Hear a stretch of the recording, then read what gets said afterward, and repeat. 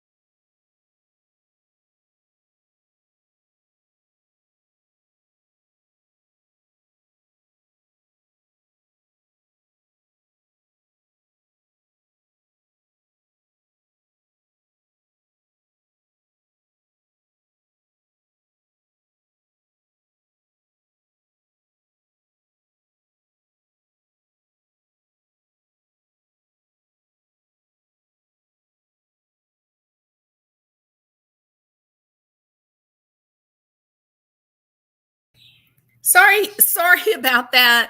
The very minute I go live, my daughter calls, so I have to talk to her. Sorry about that. Hey, Me's mom, Joseph, Christine, welcome. Oh, it's horrible case.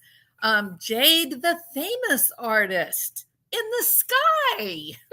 I'm not gonna ask why you're in the sky, Jade, famous artist. I'm gonna assume you're on an airplane, or you could be an astronaut.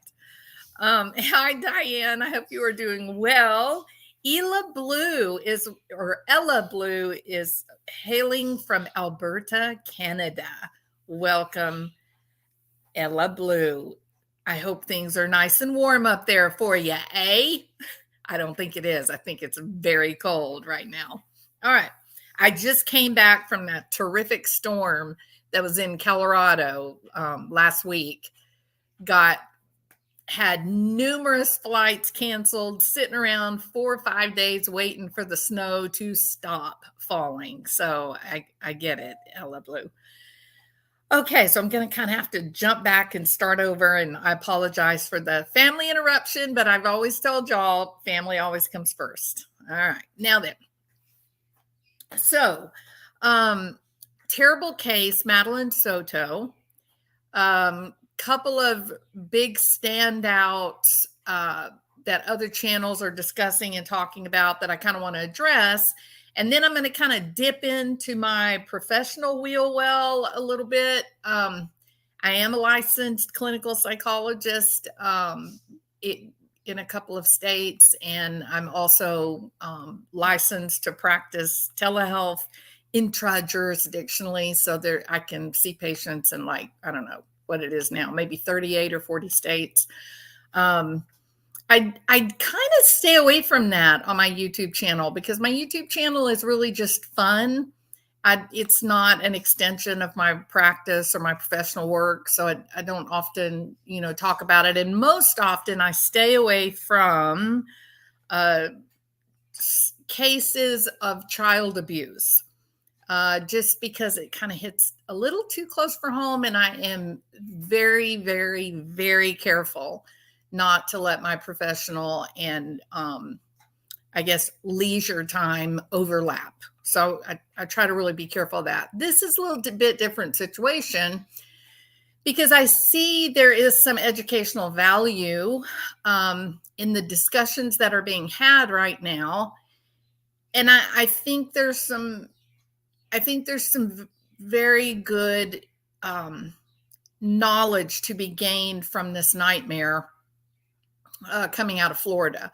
So I'm going to kind of venture into this area that I normally have a pretty, firm wall about not crossing over. It's one of the reasons why I never commented really on the whole summer wells thing. I think I did one video, just trying to be very ethical and professional and not let the two mix.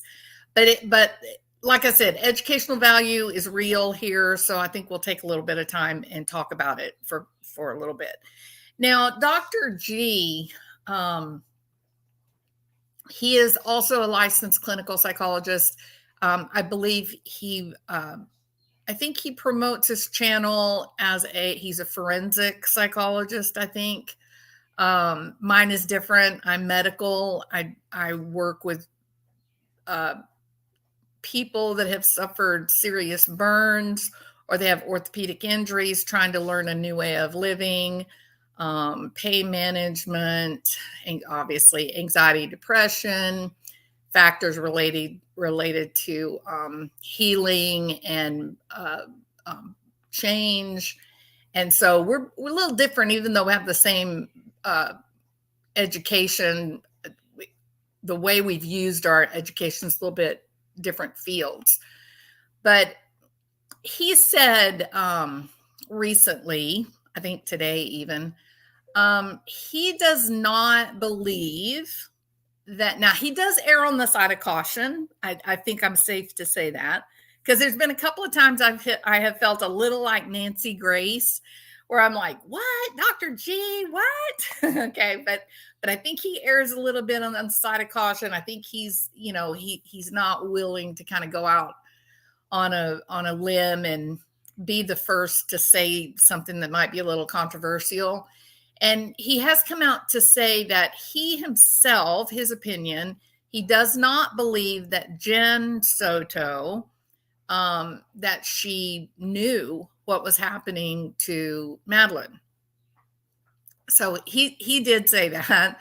I think that brings up a good discussion. Most people think that she does know. The factors, there are specific reasons that people feel like she must have known. They lived in a 1,400 square foot house.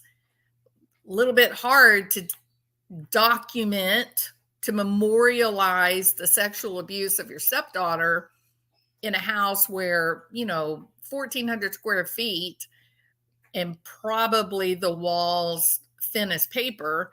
A little bit hard to imagine being able to document that with videos and photographs that they have found on his phone, Stephen, and not to imagine that someone in the house would know what was happening. Now, on the one hand, I do agree with Dr. G that I have been involved in some cases where I think legitimately, hands down, whole heart and soul, I believe that the mother was unaware of what the kids were, what was happening to the children. That there can be some quite extraordinary situations that can happen in someone's home where you just kind of think, how would something like that happen and the parents not at least have some kind of inkling, right? But these pedophiles, groomers, some of them are very sophisticated. Now, I get the feeling from this, smarmy, punchable faced Stephen, I get the feeling he may not be the sharpest tack in the box. He seems sloppy. He seems immature. I don't get the feeling that he is very sophisticated in managing the incredible demands that a situation like this would impose on the perpetrator. In fact, I think that's probably what ended up in the demise of Madeline Soto, I think that she reached that critical age of 13, and that is often an age, a period of time where the child who is being assaulted, they may have gone along with it for several years. They may actually have been groomed and have a belief that this was normal life and that happened to all their friends, and that the things that were happening to them were just a normal part of life, depending on the type of grooming that took place. And then they turn 12, 13, 14, become interested in boys and dating. And then, friends are like, what? No, that's not normal. Of course not. You don't have sexual contact with your brothers or your sisters or your parents or whatever. No, yet you don't do that. And then that turns out to be a very, very difficult time in the lives of these kids that have been groomed and manipulated. And they suddenly have this, or not suddenly, but it develops until the light bulb goes off. They have a light bulb moment and they say, gosh, wow, this isn't normal. And this has been happening to me for how many years? And I don't want this to happen to me anymore. And then they will stomp their foot and say, leave me alone. I'm going to tell my friends, or I'm going to tell my friends' parents. I'm going to tell my teacher. I'm going to tell my principal. I'm going to call social services. And so 12, 13, 14 really turns out to be a period of time for these pedophiles where what they previously thought they had under control, that they previously believed, hey, look at this little bird nest on the ground that I've been able to build. And then suddenly they're faced with a very angry, very bitter, and very much in control young person who realizes, wow, I am the one actually that has the upper hand here. And this is going to stop. You are going to quit doing to me what you've been doing. I won't accept it anymore. So I kind of think that's probably what ended in some manner. I think that's probably what happens. One of my theories is that she, and this will come out. Let me say this too. If the situation is similar, then I think that the friends that found out what was happening to Maddie, they are talking, they are telling the police, and it will eventually come known that, yeah, she told someone or she threatened to tell. I don't think she would threaten to tell. Well, that's not true. At 13, she might, but I bet she's told somebody. I bet someone knows, one of her friends. It probably has been out, and the friend is like, no, your stepdad should not be doing this to you. Absolutely not. So that's number one. I've seen this about perhaps Maddie was pregnant. I don't know that there's any reason to believe that. If there is, I haven't heard it yet. I think there definitely have been situations that I've been aware of in the real world where a 13, 14-year-old ends up pregnant. The parent is very perplexed, saying things like, my child never goes anywhere without me. How could my child be? In fact, I had just had a thought memory popped in my mind from probably 20 years ago. There was a case, this was a homeschooled child, and I don't remember, 12, 13 years old. And the mother was quite disturbed and said, how can a doctor lie and say that my daughter's pregnant? She can't be pregnant. And of course, I was trying to be incredibly careful. And then ultimately, she said, well, she never goes anywhere. She's homeschooled and she doesn't have any contact.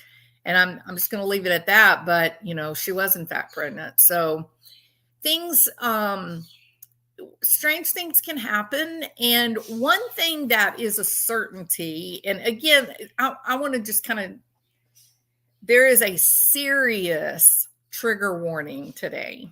Okay. And I cannot say that forcefully enough. This is going to be triggery. So if you yourself are a survivor, or you have children or friends that have been survivors, this may not be a healthy place right now. So please please make a decision. I'll be back on later on tonight to talk about, I don't know if I'm going to talk about Fonnie Willis or if I'm going to talk about James Crumbly. But I'm going to talk about one of them. I'm pretty shocked by the whole story with Fonnie Willis and Nathan Wade, and it's pretty jaw-dropping, incredible. But anyway, so one of the other I'll do later on tonight. You have my word about that. And this topic today, I'm going to keep it short. I'm only going to talk about 30 minutes because it is very emotional and difficult. And if I would hope that you would make the decision to take care of yourself if this is something that is too uncomfortable. Okay. All right. So, this young lady, Madeline Soto, the girl, she's a girl. She literally just turned 13. She went missing the next day or two. Literally 13 years old, not 13 and a half, not 13 and 6 months, literally just rolling into her 13th year. Not a woman. I've heard that. I was horrified because you're sending, please be, if you're going to talk about this case, we have to be really sensitive to Madeline's age. Now, this is directly related to this educational aspect that I ultimately decided to do this video. We have to be incredibly sensitive to this little girl's age. She was 12, turned 13, and then was killed by a person in a position of trust. There were many people when this case originally came to light.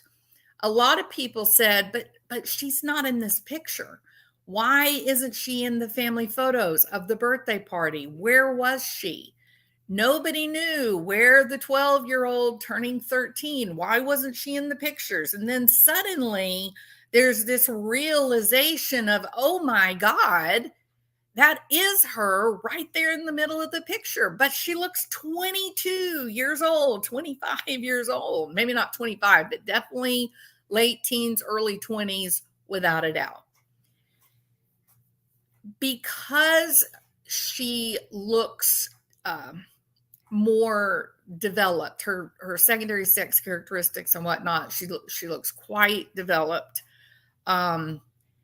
Outside of what a typical 12-year-old would look, because she just started her 13th year, okay? We have to be incredibly sensitive to the fact that this is not a woman. She looks like a woman. She is not a woman emotionally and mentally, cognitively, socially. She is a little girl. She is a child.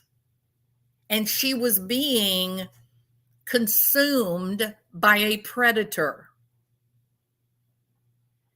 Now, the reason that, I want to take some time and ask people, please, as you discuss this case, it's very easy to see these pictures of her videos, and it's really easy to sort of fall into this idea that she's this teenager or young adult who had a violent predator that took her life. That is not what happened. This is a child who was being absolutely destroyed by an adult creepazoid Don't ask me to be sensitive to to a pedophile. I named that in my PhD program. I will not work with a pedophile under any circumstances. I will help people that are survivors of these animals, but I myself, that's my personal bias. I'm not even going to pretend like I want to help them. So don't don't start sending messages that I'm not a real psychologist because I'm calling pedophiles monsters. No, no, no. If you see the end result of these monsters, you would call them monsters too. And I'm going to leave it at that. So, being sensitive to the fact that this 12-year-old just starting her 13th year, being sensitive to the fact that she, in fact, is not a young lady or a young adult. She is, in fact, a little girl, despite the fact that her body sort of sends this message of, no, no, no, this is a fully developed female. And the reason why I think this is incredibly important is this. We know through good multi-generational longitudinal research studies, controlled, studies, we know that sexual abuse can have a very real and notable impact on female development.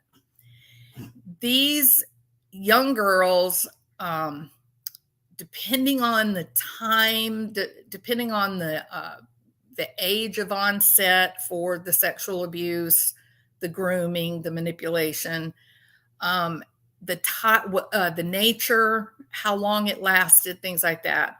We know that children, even as young as 6, 7, 8 years old, that they can begin to develop some of these physical development and characteristics that would be typical of much older women, females. So in one notable study, they did a 23-year longitudinal study. They wanted to understand the impact of intra-family sexual abuse on female development.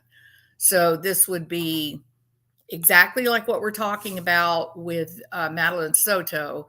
This would be sexual abuse, grooming that is happening within the home, within the family parameters, be it biological or be it step parent. The issue is not the biology, incestuous versus other. The conceptual framework is this anecdotal experience that young girls who have been sexually abused seem to develop sexually much faster, that they look much older. In some cases, they're even larger than the other girls in their peer group. Is that real? Or is that sort of an after the fact kind of, anecdotal tale? And so a 23 longitudinal study, that is a serious undertaking clinically. This is a group of people incredibly dedicated to collecting some very important, very real,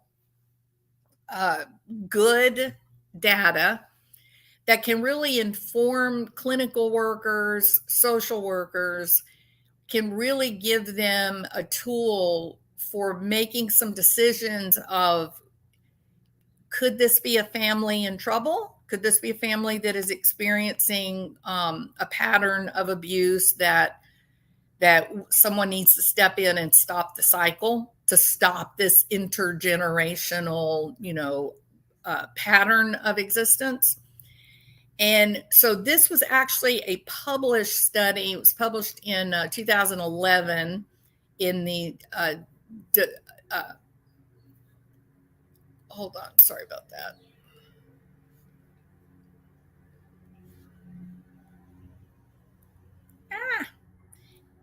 NCBI published it, and it was published in Developmental Psychopathology Professional Journal.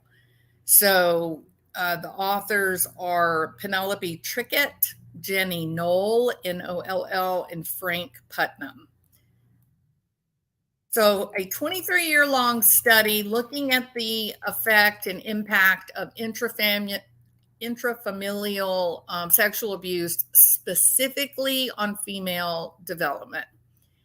They also explored psychological adjustment with the belief that the psychobiological factors will affect the biological time clock of puberty and beyond.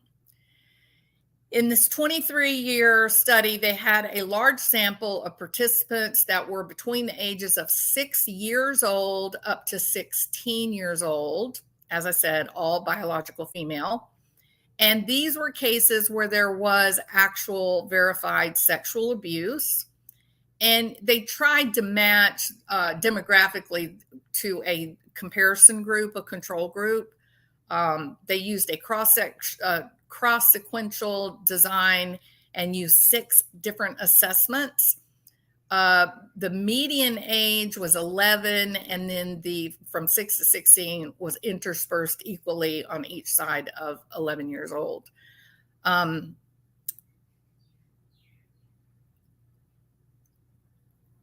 So the mothers of the participants also, not only were the peers, not only were they tested and they received early assessments with interval testing up to age 25. Mothers of the participants also took assessments starting upon entering the program, and then it interspersed periodically throughout the 23 years. There was, among mothers, participants and mothers, they basically did 6 different assessments. The results of these mini analyses were both circumscribed developmental stages as well as across development itself. And it did show, without a doubt, sexually abused females have a deleterious sequela across a host of biopsychosocial domains. And basically, let me break down those big words into this. There was, for those kids that experienced verified sexual abuse within the family, both biological as well as step family, they ended up experiencing early onset of puberty. They had cognitive deficits, high levels of depression across this 23-year period of assessment. Many of them experienced dissociative symptoms. There was an maladaptive sexual development, either showing a high level of interest in sex at an early age, or the exact opposite, developing more androgynous with an asexual orientation, no acknowledgement of sex. Either way, whether it was hypersexualized or under-sexualized, they were impacted severely enough that the researchers believed that it would be very difficult for this group to experience satisfying, healthy sexual relationships with a mate without some level of care in the meantime. So already, I'm not even through the list of the data that was statistically significant in effect. It's basically devastating. It's not problematic. It doesn't cause a little bit of trouble. It's robbing these people that have been victimized. It's robbing them of their ability to connect with other human beings. It's robbing them of their ability to think about other things, to engage in a life that is not sexual in nature, either running from sex or overly identifying with sex. In other words, it's very difficult for these people that experience it for them to leave the trauma behind so that they can focus on things like college and career and having fulfilling marriages and happy relationships. It robs them of their ability to lead a happy and productive life. It's devastating. So this jerk, this monster, he doesn't deserve my grace. I don't want to sit and explore the reasons that he may have hurt her. The only thing I'm interested in is stop the cycle of abuse for anyone, any family at all that could be experiencing something like this. Otherwise, intragenerational, it just happens over and over and over. One victim becomes the perpetrator, the next victim the perpetrator, the next victim the perpetrator, and it's like it's like being born into the very pit of hell. And at some point, someone has got to quit worrying about the perpetrator, just lock them away, keep them away from children at all cost, and then try to heal the remaining family so that it doesn't happen in the next generation. It's time to do that. And we've established, a lot of people get mad at me and they feel like I'm a little too, maybe I'm a little too idealized or a little too passionate about my fight against substances and my fight against alcohol and marijuana and these other substances that people, intoxicants that people really enjoy. It's not because I don't like to have fun. I do like to have fun. I used to go out and dance all the time. And, I went drinking with my friends. I've got a lot of friends from my hometown that, are on the channel and whatnot. They're like, oh yeah, she can have fun. But all of that needs to sort of stop when children come into the home. When you start having children, you start having kids, now you have a responsibility to create a healthy, safe environment.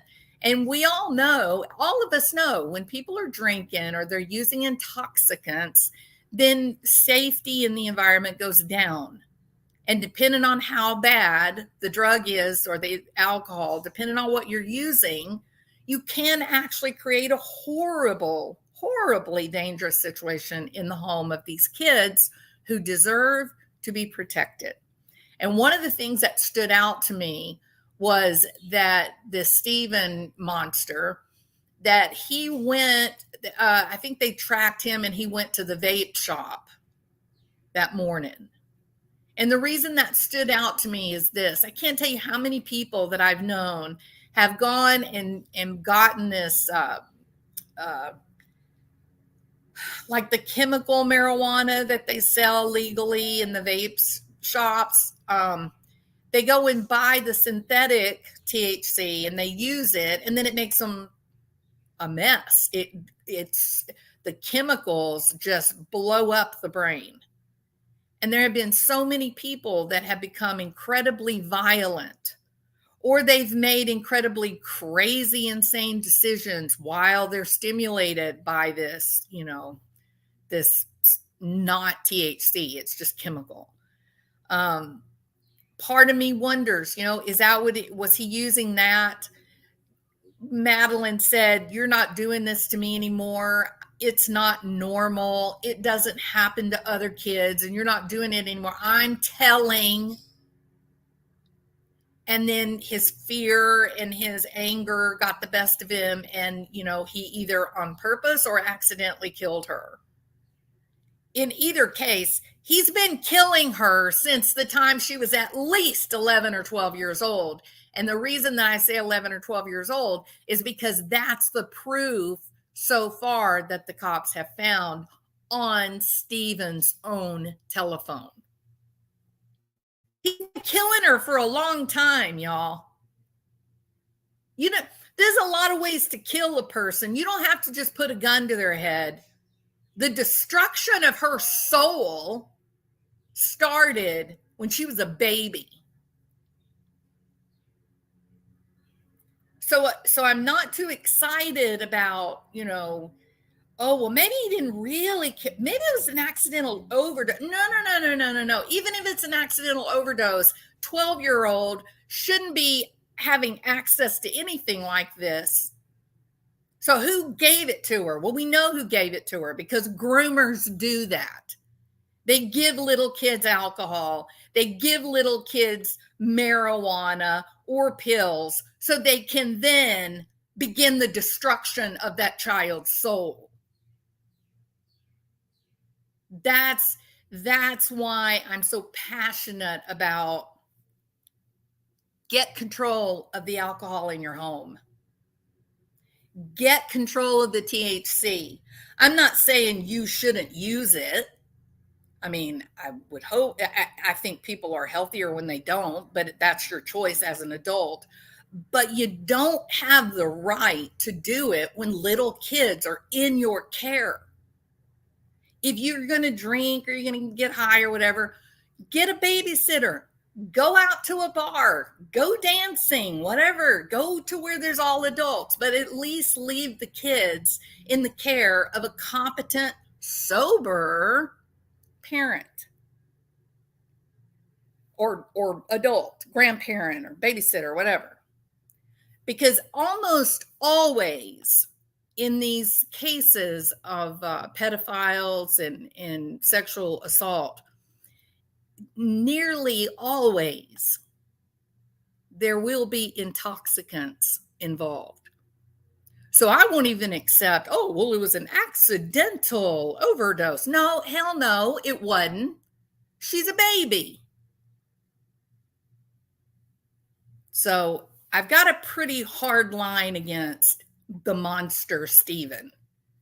He just needs to be removed from the face of this earth because there's no telling how many kids he's harmed.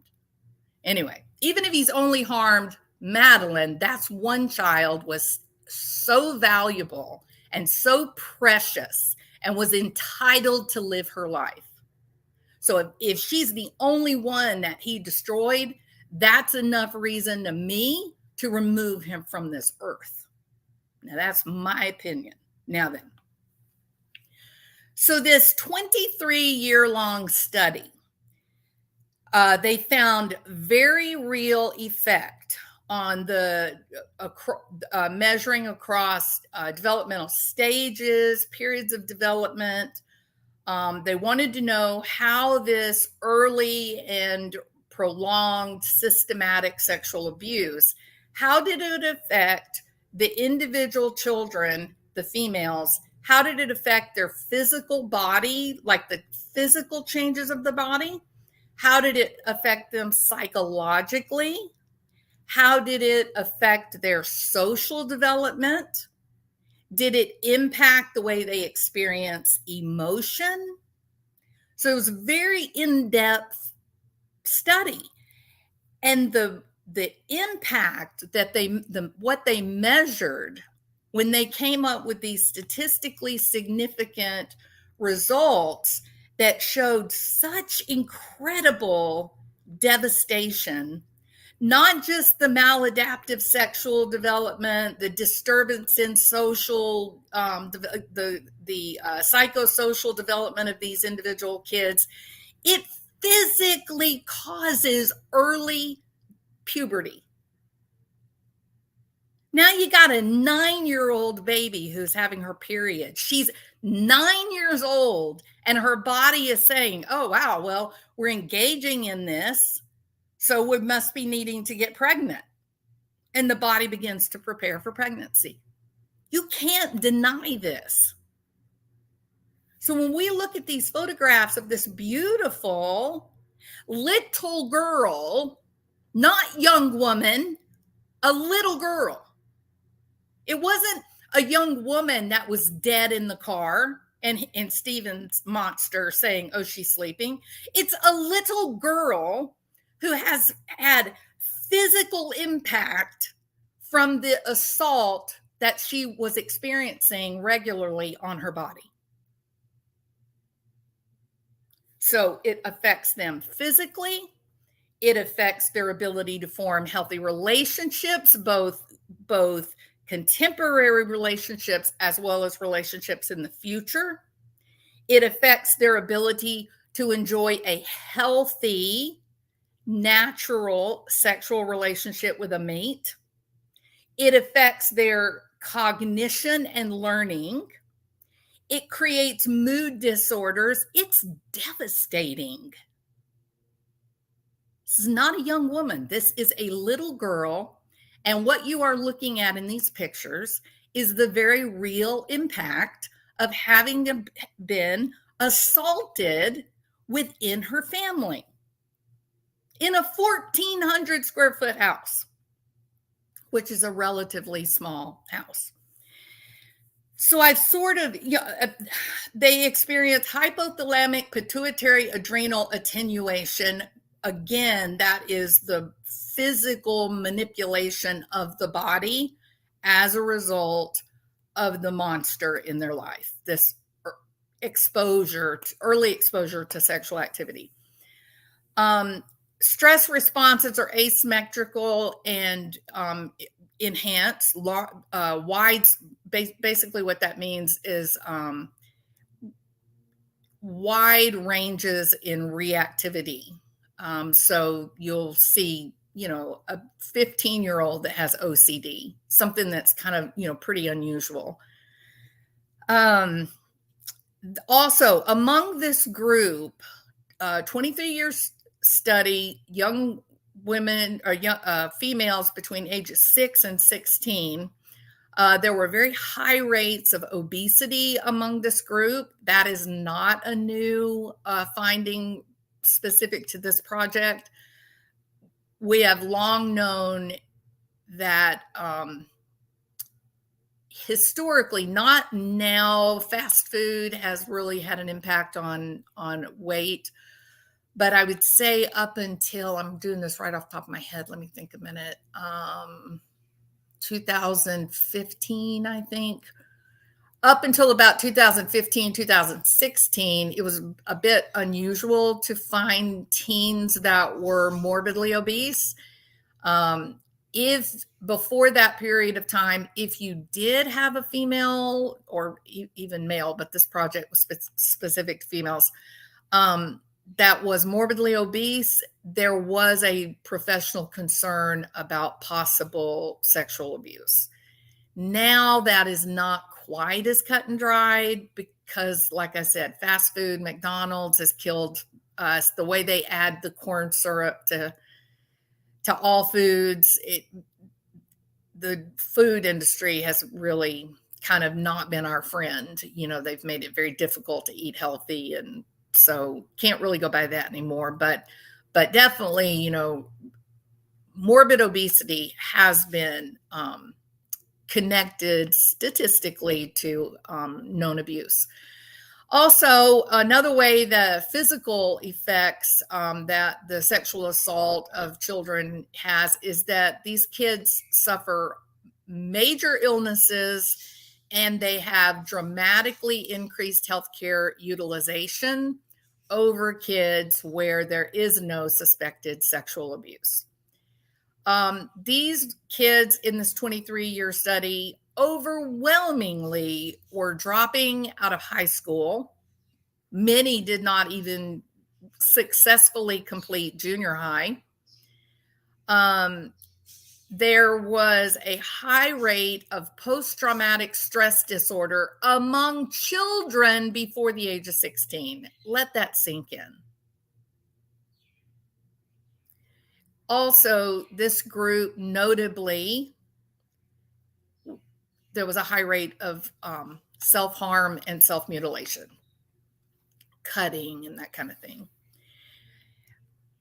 They, in terms of their daily lives, they often reported re-victimization, not just sexual re-victimization, but often settling with partners that were physically abusive. Many of them experienced teen motherhood, and unfortunately, that included premature delivery of their offspring. Obviously, it goes without saying, drug and alcohol abuse is rampant among teens or kids that were subjected to ongoing sexual abuse within the family.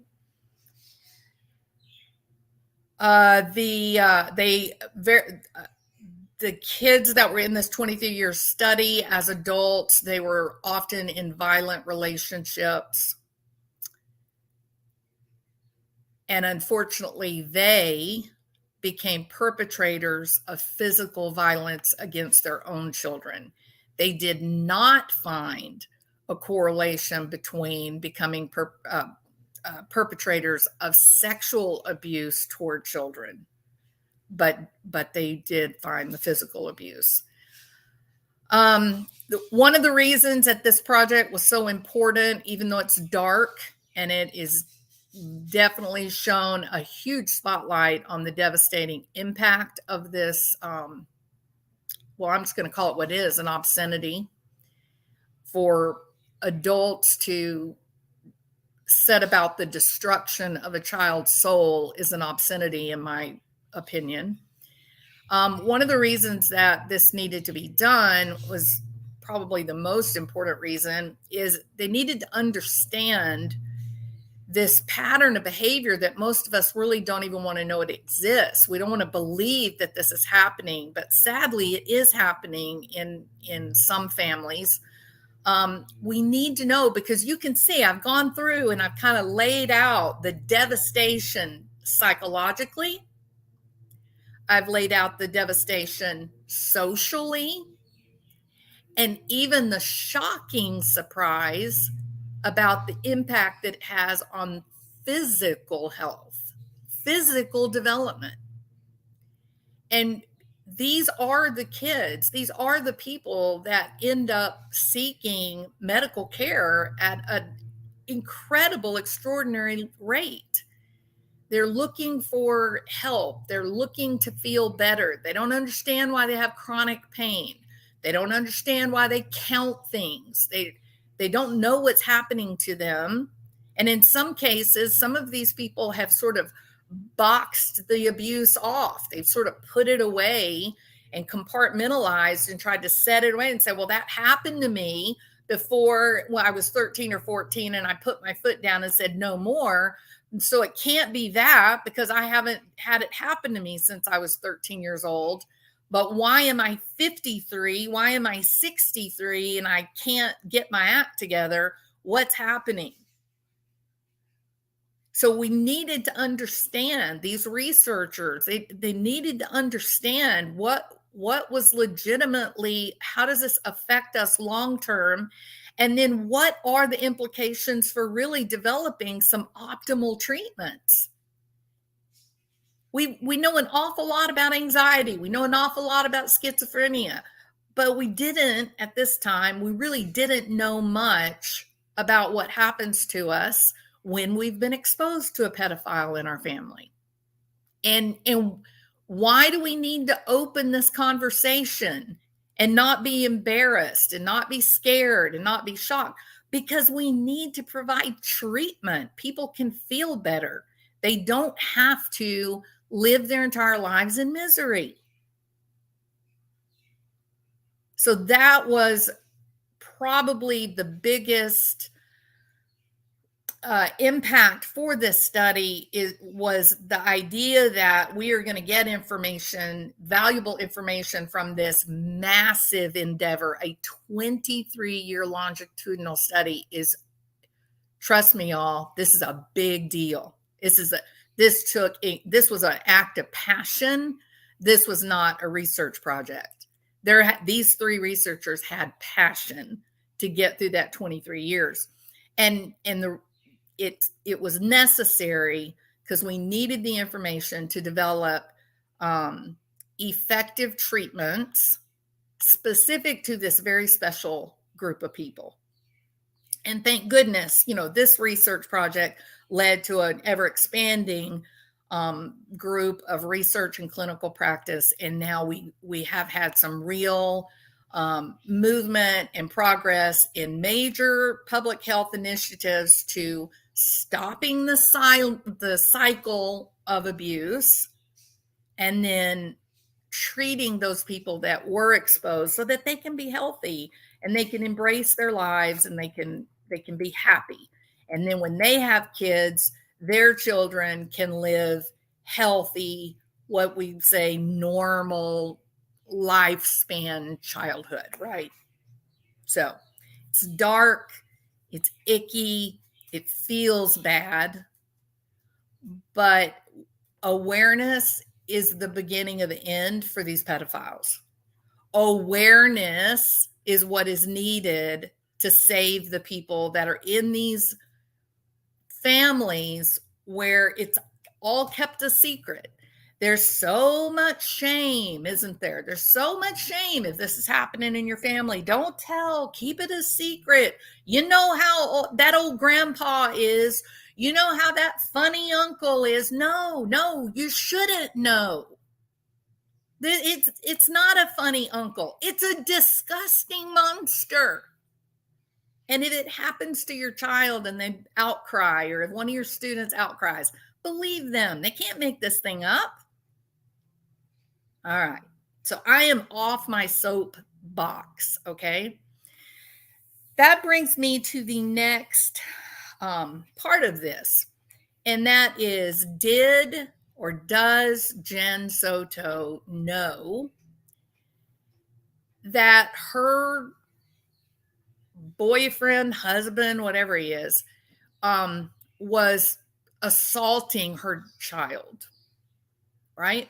So I do think this was a close family. I do think there were cousins and aunts and whatnot. I think Madeline experienced a lot of love from her extended family.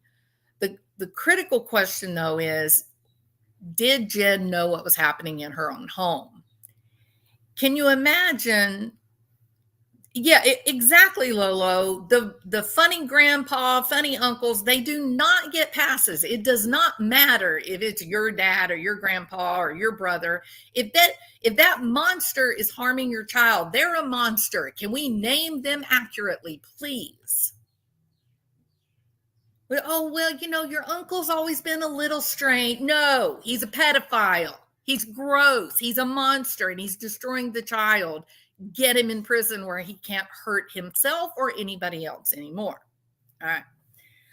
Always felt from that first interview was known, and she made it like the girl was troubled and seeking attention. And that was one of my big red flags, Duchess Drizella.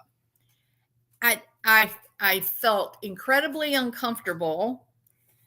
I felt like mom was trying to guide me toward an idea that when I would think about Madeline Soto, I should think about a child delinquent. That if I think about Madeline Soto, then I should think about a troubled child who may not always tell the truth. If you had that same discomfort, not quite liking the portrayal of Madeline, put a 1. If you didn't pick up on that at all and you thought that it seemed her reaction was perfectly normal, then put a 2. And let's just kind of see where we all are on this. Chantilly says, no, I kind of felt manipulated. I did too, Chantilly. I did too. It was not, I didn't want to believe what I was hearing, but I felt a little manipulated, and I don't think we should, right? I don't think we should feel manipulated. Let me ask you this question. When Tylee and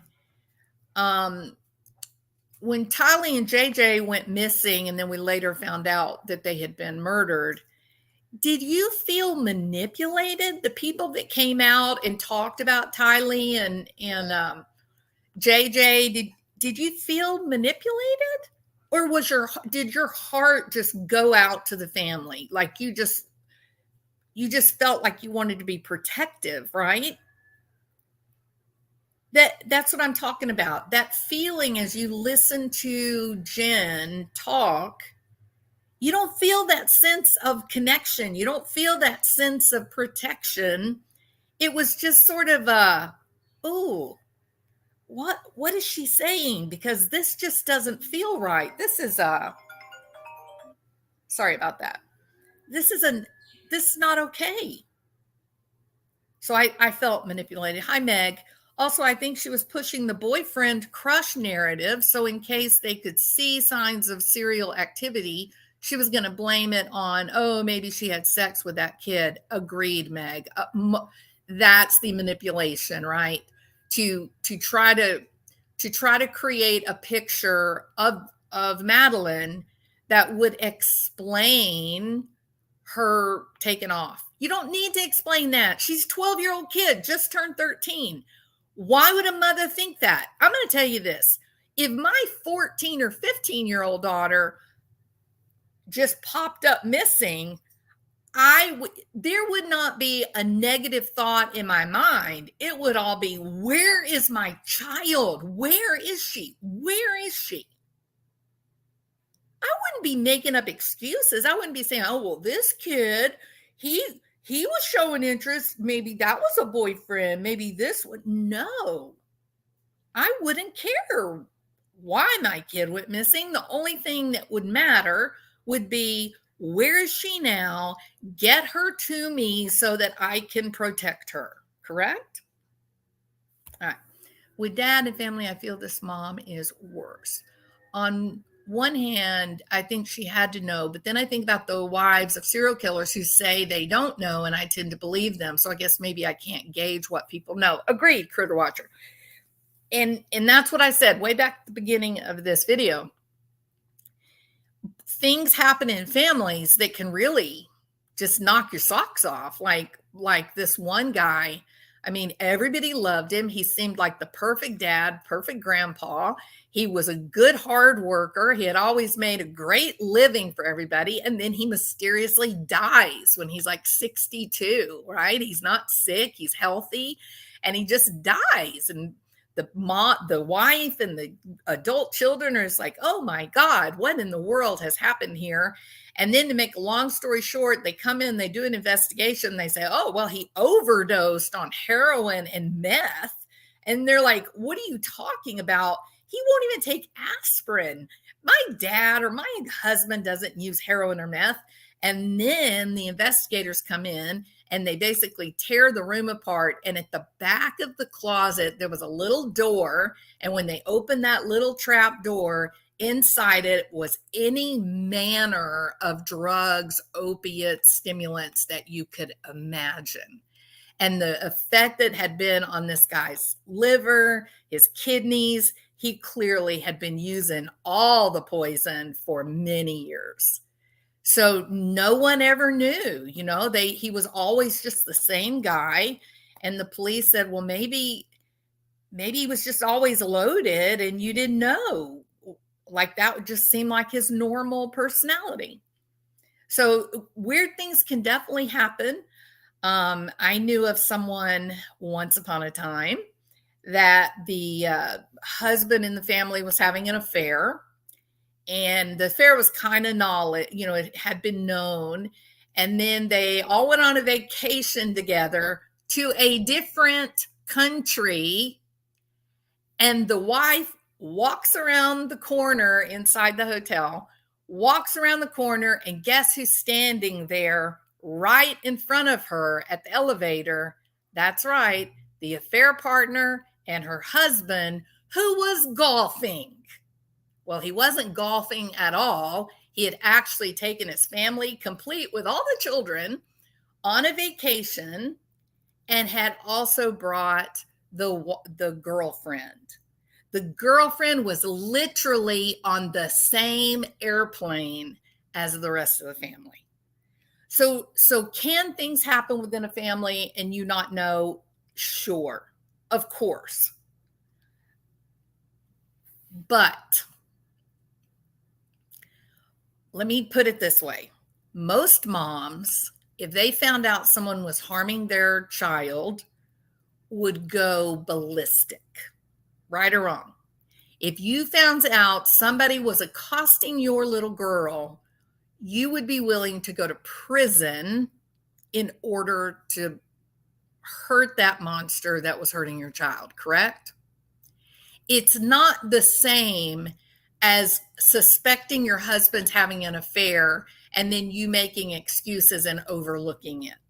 When it is your your child, and that is your husband or your boyfriend that is accosting your child, how easy is it to be in denial and overlook it?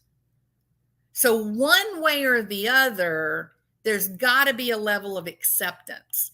If you suspect, if you have a little inkling, something a little uncomfortable, this relationship doesn't look right, they seem a little too close. Oh, Madeline is flirting with Steven. I've heard that before. Flirting. I've told her she better stop that. And I'm always like, wait a minute. Whoa. Aren't you worried about what your boyfriend is doing that would prompt your daughter to flirt? Let's talk about that. Oh, well, my boyfriend would never do that. Yeah, you better what?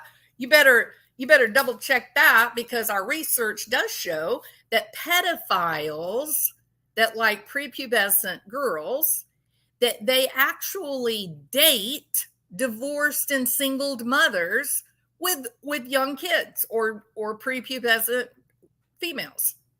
They actually are looking for Jen Soto. So think about that. All right.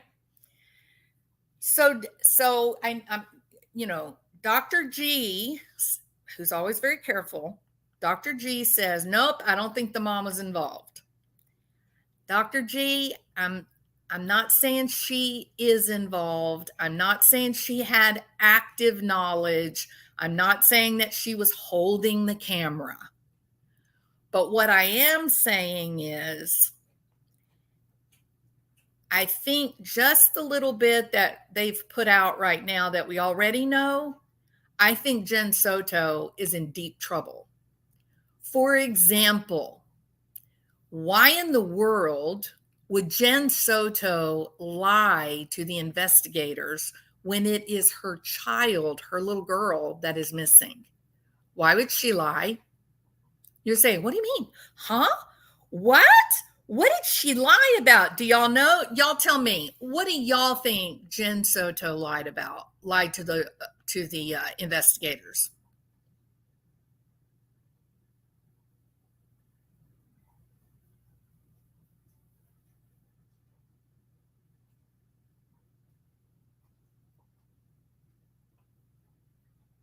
Hey, Cap F. Thank you for being here.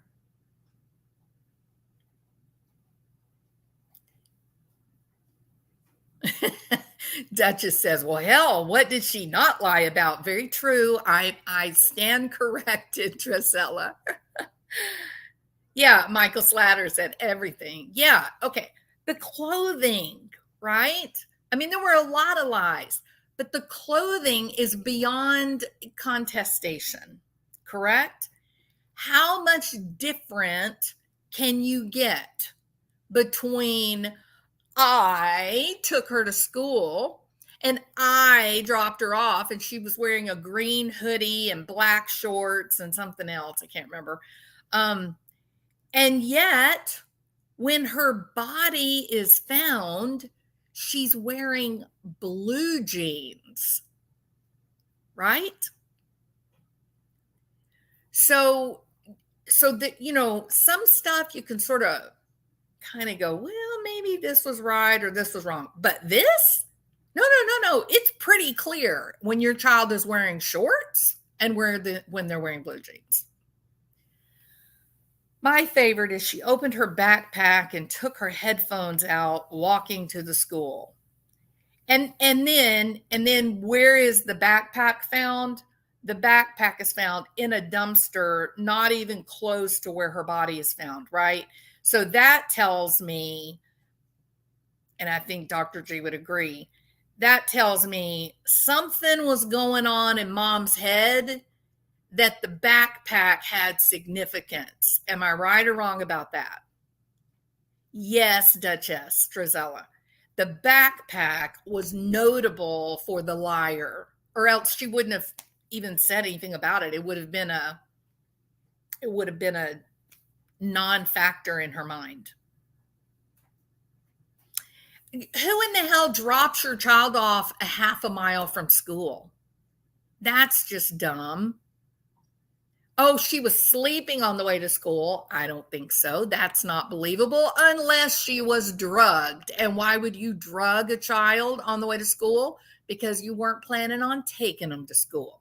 You had other things planned. So there's an awful lot. I mean, this story, hey DB, this story is just horrible. Exactly, Blonde PT. Dropping Maddie off, the last conversation. Exactly. Saying we dropped her off. No, Steven dropped her off. Oh, wait, I dropped her off. No, the whole thing, it's terrible. And I'm going to leave that fact to the other channels who are all really doing a great job talking about this case. But my contribution to this conversation today is this. As a clinical psychologist, there is real evidence that shows this intra-family, multi-generational sexual abuse and grooming that happens. It is devastating to the kids that are victimized. And one of the most shocking results of the project that I talked about with you guys was the fact that you can have sexual abuse start at 5, 6 years old, and by 9, that child is going through puberty and their body is preparing for pregnancy. Yes, listen to me. Statistically significant support.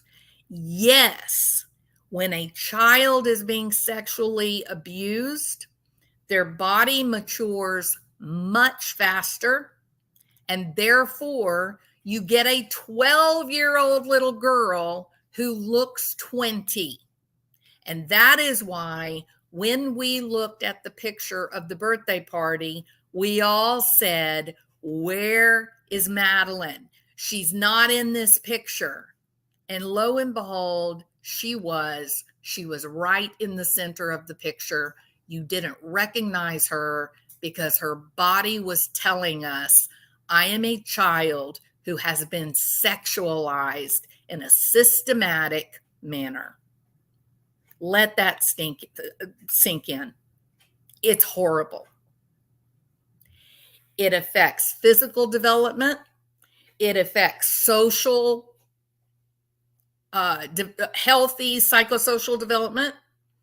It affects people's psychiatric condition.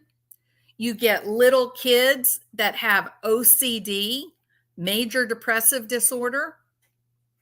These kids then become adults who cannot form a healthy, sustaining love relationship with a partner.